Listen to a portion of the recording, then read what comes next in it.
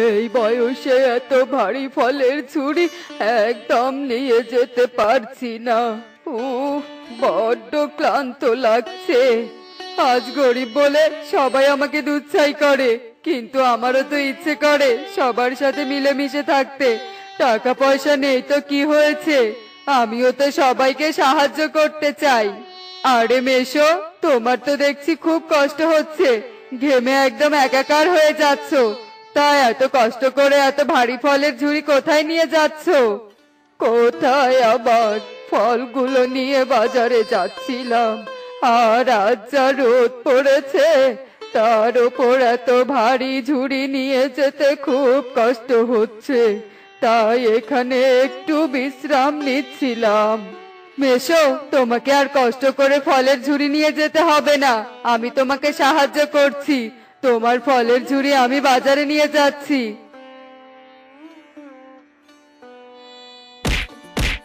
আরে সর্বনাশ, এ কি করলে তুই? কোন কুক্ষণে যে তোর কথায় আমি রাজি হলাম, আমার সব ফল নষ্ট হয়ে গেল রে। আমি ইচ্ছে করে করিনি মেশো, আমি তো সাহায্য করতে চেয়েছিলাম। তোর এই সাহায্যের গুতোয় বনের পাখিদের কত ক্ষতি হয় সেদিকে কি তোর খেয়াল আছে? হ্যাঁ, এভাবে কেন বলছো মেশো? আমি তো সবার উপকারী করতে চাই। গরিব বলে তোমাদের টাকা পয়সা দিয়ে সাহায্য করতে পারি না বলে তোমাদের কাজে সাহায্য করতে চাই। থাক থাক, তোকে আর সাহায্য করতে হবে না কালু। সবাই জানে গরিব কালু সাহায্যের নামে হিতে বিপরীত করে। এখন এখান থেকে যা তো, আমার কতগুলো টাকা লোকসান হয়ে গেল। কালু, এই কালু, কালু, এ কি টুনি তুই এভাবে কালুকে ডাকছিস কেন? ডাকছি কি আর সাথে, তোমার ছেলে সাহায্যের নামে আমার কত বড় ক্ষতি করেছে সে কি তুমি জানো? হ্যাঁ, তোমার ছেলে এসে আমায় বলল, টুনি তুই একা এত কষ্ট করে জমি থেকে মরিচ তুলছিস, দাঁড়া আমি তোকে সাহায্য করছি। আমিও আগে পিছে কিছু না ভেবে রাজি হয়ে গেলাম। তোমার ছেলে মরিচ তুলতে গিয়ে আমার বেশিরভাগ গাছে উপড়ে তুলে ফেলেছে, উপকারের নামে আমার এত বড় ক্ষতি করেছে। এই ছেলেকে নিয়ে আমি আর পারি না বাপু, যেচে কেন যে অন্যের উপকার করতে চায়।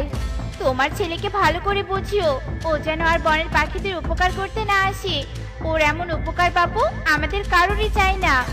এই বলে টুনি চলে যায়, আর এদিকে কালু মন খারাপ করে বাড়ি ফিরে আসে। হ্যাঁ রে কালু, তুই যেচে পড়ে কেন সবার উপকার করতে চাস বলতো? তোকে কতবার বারণ করেছি, সব কাজ সবার জন্য নয়। তবে কি আমি খুব খারাপ মা? আমি সবাইকে উপকার করতে চাইলে তাহিতে বিপরীত হয়ে যায় কেন? আমি তো সবাইকে মন থেকেই সাহায্য করতে চাই। দেখ বাবা, অন্যের উপকার করা এটা অনেক ভালো কাজ, তবে আমাদের প্রত্যেকটা কাজে মনস্থির করতে হয়। স্থির মন ও বুদ্ধি দিয়ে যদি আমরা কোনো কাজ করি তবে তা সফল হয়। তুই যখন অন্যের উপকার করতে যাস তখন তুই স্থির না থেকে অস্থিরতা নিয়ে কাজ করিস, আর এজন্যই হিতে বিপরীত হয়। তার মানে কেউ যদি বিপদে পড়ে আর তার সাহায্যের প্রয়োজন হয় তখন অন্যকে সাহায্যের জন্য মন স্থির করতে হয় আর বুদ্ধি দিয়ে কাজ করতে হয়, তাই তো? হ্যাঁ রে বাবা, তাই। তুই একদিন দেখিস, আজ যারা তোর উপকার নিয়ে বিরক্ত কাল তারাই তোর উপকার পেয়ে খুশি হয়ে তোর প্রশংসা করবে, সবাই তোর গুণগান গাইবে। তাই যেন হয় মা, তাই যেন হয়। এভাবেই বেশ কিছু দিন কেটে যায়। বনের সবাই সুখেই তাদের দিন কাটাচ্ছিল, কিন্তু হঠাৎ বনের আকাশে ঘন কালো মেঘে ছেয়ে যায়। বনে আবির্ভাব ঘটে এক ভয়াবহ শাকচুন্নির। শাকচুন্নি দেখতে অনেক ভয়ঙ্কর ছিল। মনুষ্য রাজ্য থেকে এই পক্ষীগুলো কি আর এমনি এমনি এসেছে? মনুষ্য রাজ্যের মাছ মাংস মুরগি খেতে খেতে মুখে একদম অরুচি ধরে গেছে, আর তাই তো এই পক্ষীকুলে এসেছি। নিশ্চয় এই পক্ষীকুলের পাখিরা খেতে বেশ সুস্বাদু হবে। এ এ এ এ এ এ। এদিকে বনের ভিতর এমন শাকচুন্নির আগমন দেখে পাখিরা সবাই ভীত হয়ে যায় আর সবাই নিজেদের ঘর থেকে বের হওয়া বন্ধ করে দেয়। মা, তুমি কি শুনেছো আমাদের বনে এক শাকচুন্নি এসেছে? সে নাকি সব পাখিদের খাওয়ার জন্য এসেছে। শুনেছি সে নাকি আবার কিছু পাখি ধরেও নিয়ে যাবে। আমিও তো তাই শুনেছি। সেই শাকচুন্নির মাথায় দুটো জ্বলন্ত সিংহ রয়েছে। বনের সব পাখিরাই তো বিপদে আছে। আমি কিছুতেই ঘরে বসে থাকতে পারবো না মা। আমি এ বিপদ থেকে সবাইকে রক্ষা করবই করব। কালু বাবা, কোথায় যাচ্ছিস? দাঁড়া বাবা, দাঁড়া, যাস না। ও, বুঝতে পেরেছি, বজ্জাত পাখিরা সব নিজেদের ঘরে লুকিয়ে রয়েছে। আহ আহ আহ আহ আহ। বোকা ছোট পাখিরা তো জানেই না এসব ছোট ছোট বাড়িতে লুকিয়ে তারা আমার হাত থেকে বাঁচতে পারবে না। এসব ছোট ছোট বাড়ি ধ্বংস করা তো আমার বা হাতের খেল। আহ আহ আহ আহ আহ আহ। এসব বলে শাকচুন্নি হাসতে শুরু করে আর সে বনে তাণ্ডব শুরু করে দেয়। একে একে বনের পাখিদের ঘর ভেঙে দেয়। পাখিরা আশ্রয় হারা হয়ে পড়ে আর বাঁচার জন্য এদিক সেদিক ছুটতে থাকে। এমন সময় শাকচুন্নি ময়ূরীর বাচ্চা মৌটুসিকে ধরে ফেলে।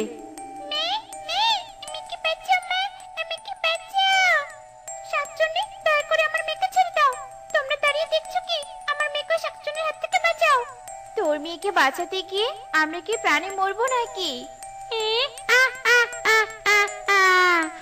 আজ আমি প্রথম পাখির মাংস খাবো। নিশ্চয়ই পাখির মাংস খেতে খুব সুস্বাদু। তাই তো আমি এই কচি সুন্দর পাখিকে ধরেছি। শাকচুন্নির এসব কথা এতক্ষণ ধরে কালু মনোযোগ দিয়ে শুনছিল আর ভাবছিল কি করে শাকচুন্নির হাত থেকে বনের পাখিদের রক্ষা করবে। শাকচুন্নি দিদি, শাকচুন্নি দিদি, দাঁড়াও। এই বিশ্রী বিদঘুটে স্বাদের পাখির ছানাকে খেও না। এই পাখি একদম ভালো খেতে না। এসব বলছিস? এই পাখি খেতে ভালো না? আচ্ছা ঠিক আছে, এই পাখি খাবো না। তবে আমি অন্য পাখি খাবো। কোন পাখি খাবো? কোন পাখি খাবো? হ্যাঁ, আমি ওই টুনি আর টিয়া পাখিকে খাবো। এই কালু সবসময় উপকারের নামে আমাদের ক্ষতি করতে আসে। এখন এর জন্য আমাদের সবার প্রাণ যাবে। আরে শাকচুন্নি দিদি, তুমি কি বোকা গো? এখানকার সব পাখি খেতে খুব তেতো আর ঝাল। তুমি এখানকার কোনো পাখি খেতে পারবে না। তুই কি ভেবেছিস তুই এ কথা বলবি আর আমি বিশ্বাস করব? পাখি না খেলে আমি এ কথা বিশ্বাস করব না। আচ্ছা ঠিক আছে, আমি তোমার জন্য একটা পাখি এনে দিচ্ছি। খেলেই তুমি বুঝতে পারবে। এরপর কালু সেখান থেকে পাখি আনার জন্য চলে যায় আর প্লেটে করে পাখি নিয়ে আসে। এই দেখো, আমি তোমার জন্য পাখি এনেছি। খেয়েই দেখো কেমন স্বাদ। ওরে বাবা গো, ওরে মা গো, এটা আমি কি খেলাম গো? ছি ছি ছি ছি ছি ছি। পাখি খেতে অনেক তেতো আর ঝাল। কেন যে এই বিটফুটে পাখি খেতে এসেছিলাম? এই পাখি খাওয়ার থেকে মনুষ্য রাজ্যে মাছ খাওয়া অনেক ভালো। আমি আর এই পক্ষীকুলে একদম থাকবো না। আমি এক্ষুনি এখান থেকে চলে যাব।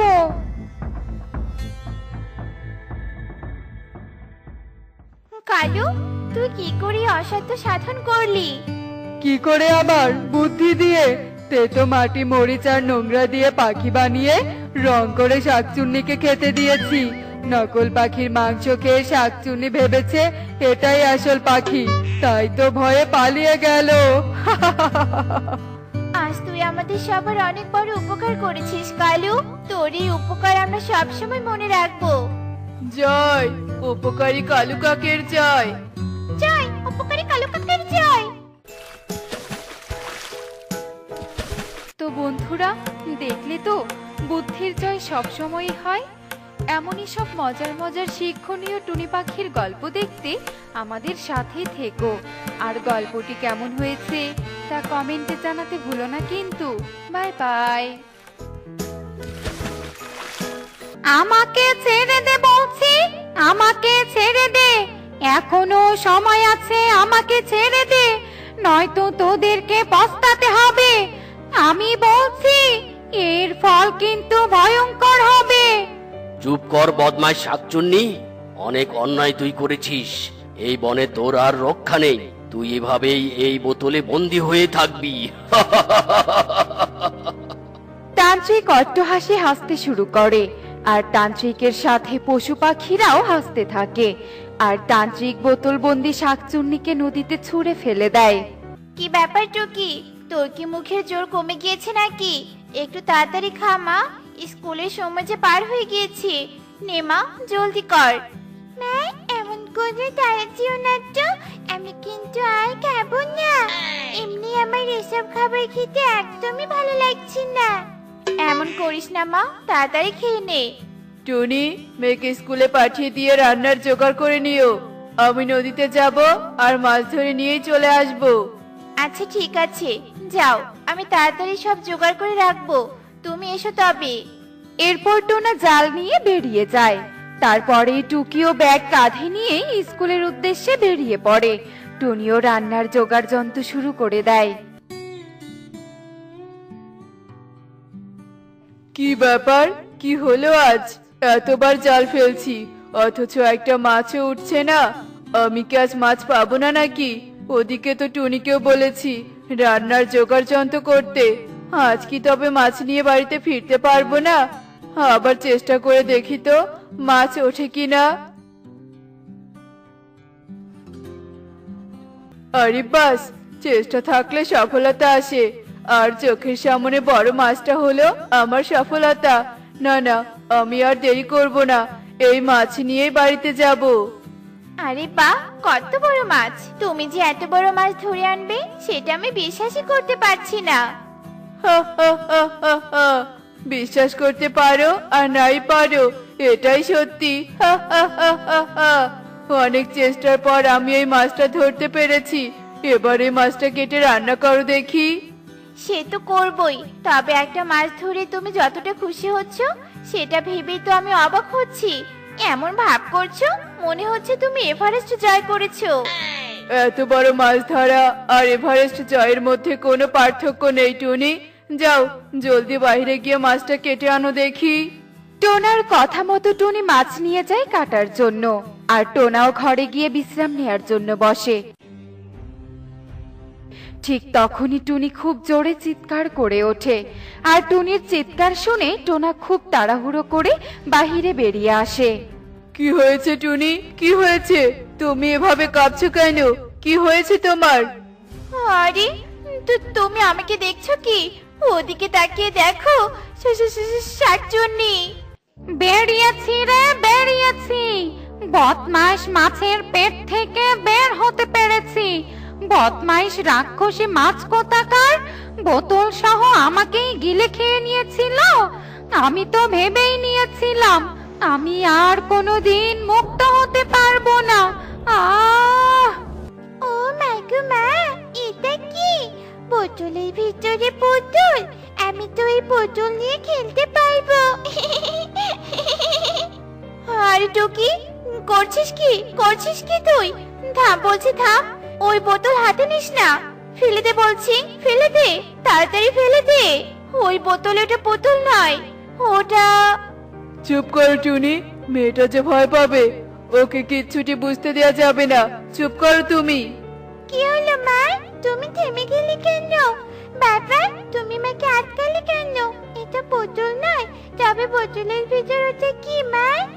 কিচ্ছু না মা, তুই বোতলটা রাখ। ওই বোতলওয়ালা পুতুল নিয়ে তোকে খেলতে হবে না। না না, আমি এত সুন্দর বোতল বন্দি পুতুল কিছুতেই রাখবো না। আমি এই পুতুল দিয়েই খেলবো। এটা কি হলো? তুমি যে মেয়েটাকে কিছু বলতে দিলে না, ও নাকি ভয় পাবে। এখন তো বেশি ভয় আমি পাচ্ছি, যদি কোনো বিপদ হয়।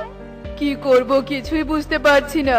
এত কথা না বলে চলো তো দেখি মেয়েটা কি করছে। শাকচুনি যদি মেয়েটার কোনো ক্ষতি করে। যাক, একটা বুদ্ধি অবশেষে মাথায় আসলো। এই ছোট্ট ছানাকে ভুলিয়ে ভালিয়েই আমাকে এই বোতল থেকে বের হতে হবে। হ্যাঁ, কি সুন্দর বোতল বন্দি পুতুল। আমি তো কখনো এমন পুতুল দেখিনি। দেখবে কি করে? আমি তো একমাত্র বোতল বন্দি পুতুল, এমন পুতুল আর কোথাও নেই। একই কাণ্ড, তুমি কথা বলছো? পুতুল আবার কথা বলতে পারে নাকি? আমি শুধু কথা বলতে পারি না, বরং জাদু করে চকলেটও এনে দিতে পারি। বিশ্বাস না হলে বোতলের মুখটা খুলেই দেখো। তাই নাকি? আমি এক্ষুনি খুলছি। না টুকি, না। আজ আমি মুক্ত, মুক্ত আজ আমি। বড্ড উপকার করেছো তুমি, চকলেট তো তোমার পাও না। এবার যাব আমি সেই বনে, যে বন থেকে আমায় বোতল বন্দি করে তাড়িয়ে দিয়েছিল। যাচ্ছি, যাচ্ছি আমি।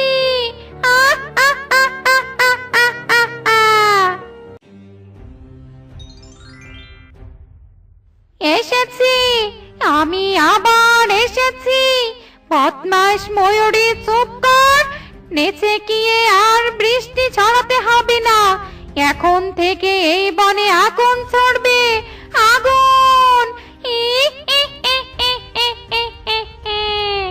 না, ওরে শয়তান শাকচুন্নি, না। বাঁচতে হলে পালাতে হবে। পালা ময়ূরী, পালা, জলদি পালা।